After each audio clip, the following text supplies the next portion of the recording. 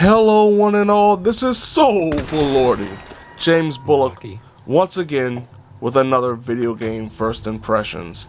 This time around, the Quarry, for the PlayStation 4, PlayStation 5, Xbox One, Xbox Series X and S, and PC.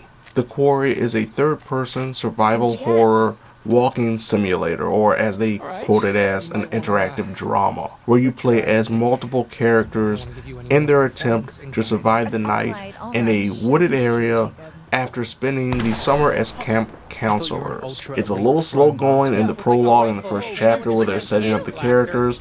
I will say that a lot of the characters aren't the most likable and most enjoyable, but it does fit into the theme and the narrative premise of these kind of douchebag counselors that are trying to look forward to their life after high school. Now, this is created by Supermassive Games and is promoted as the spiritual successor to Until Dawn, which was a 2015 game that came on the PlayStation 4 and was one of my favorite PlayStation 4 exclusive games, simply because it was able to do a good melding of the overall horror aesthetics from the 1980s, as well as having some decent actors, some great visuals, and a plethora of collectibles and choices that made replays a lot more entertaining than they should have been, especially when you already know the twist in the plot.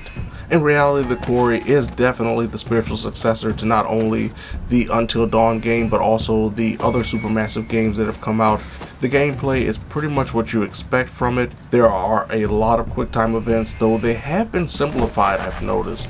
A lot more, with the choices being dumbed down to usually only 2 choices when it comes to dialogue options. The time and window to make those choices, even on the normal default setting, is a lot more forgiving than, say, in the recent Dark Pictures anthology games. And the action sequences give you a forewarning about what is about to happen, and once again the window for success and failure is a lot greater and a lot more player friendly on the default settings than it was in the original Until Dawn. Now, that doesn't mean that the choices themselves and the decisions that you make will make it a lot easier to survive with all the characters. There will be some damning choices if you don't pay attention to what's going on, and even if you are paying attention, you can make the wrong choice and something could completely fall apart and result in a character's death, just as easy as it did in Until Dawn. Though it seems like, from what I've played thus far, it's a lot harder for characters to die pretty early on in the story compared to Until Dawn, where it felt like you could pretty much in the first 4 chapters kill off someone,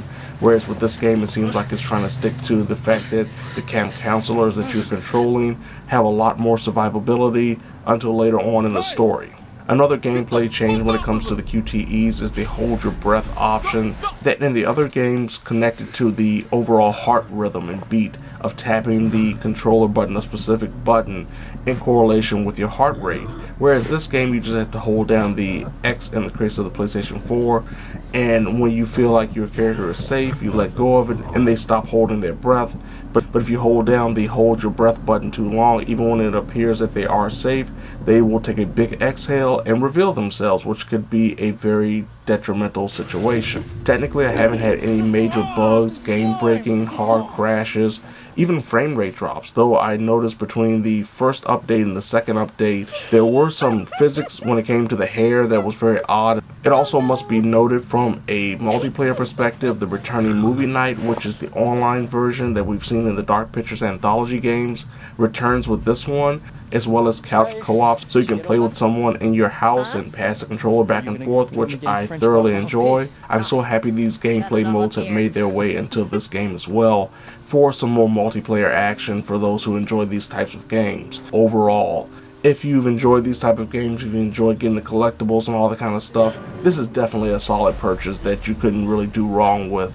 But if you're tired of these type of games, if you don't really care for, say, Until Dawn or the Dark Pictures anthology games, nothing about this will change your mind, so just skip it, don't worry about it. But if you do enjoy it, this is the game for you. So there you have it. This has been Soulful Lordy, James Bullock, once again with another video game first impressions, The Quarry, for the PlayStation 4, PlayStation 5, Xbox One, Xbox Series X and S, and PC.